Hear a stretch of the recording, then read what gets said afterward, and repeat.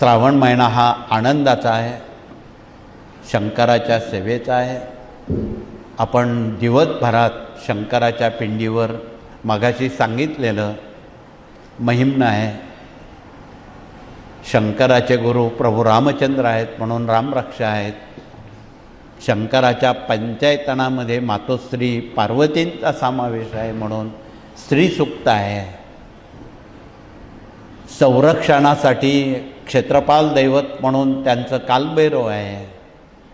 म्हणून या सर्व सेवा आपण सहानुभूतीपूर्वक निष्ठेनं श्रद्धेनं आपण रोजीला कराव्यात।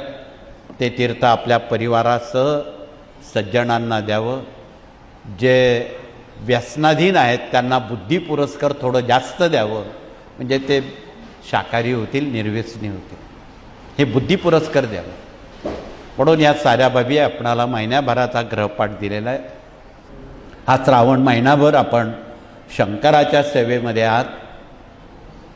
पुढचा भाद्रपद महिन्यामध्ये आपण भागवत सामुदायिक पठन वाचन मनन करणार असून दुसऱ्या पंधरवाड्यात सेवा पितरांची करायची असते। त्या 2 पंधरवाड्यात ती 2 कामं काही वैयक्तिक काही सामुदायिक आपणाला करायची आहेत। त्याच्या पुढचा महिना अश्विन येतो। त्या महिन्याभरात आपण भगवतीची सेवा करायची आहे। आणि आता या श्रावण महिन्यात ज्यांना महाराष्ट्रवासियांच्या बाबतीत बोलायचं झालं तर 5 ज्योतिर्लिंग आहेत। आपल्या नाशिक विभागानं त्र्यंबकेश्वर पीठात तथा ज्योतिर्लिंगात सेवा रुजू करावी। मराठवाड्यात 3 ज्योतिर्लिंग आहेत, त्यांनी जिल्ह्यांची विभागणी करून दिलेली आहे। कोणी घृष्णेश्वरला जातील, कोणी परळीला जातील, कोणी औंढ्या नागनाथला जातील।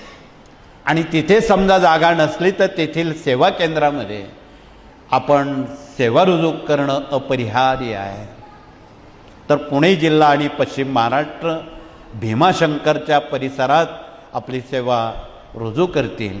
म्हणून येणेप्रमाणे जर आपण 5 ज्योतिर्लिंगांमध्ये या सेवा करण्याला श्रावण महिन्यानं संधी दिलेली आहे, त्याचं आपण सोनं करा।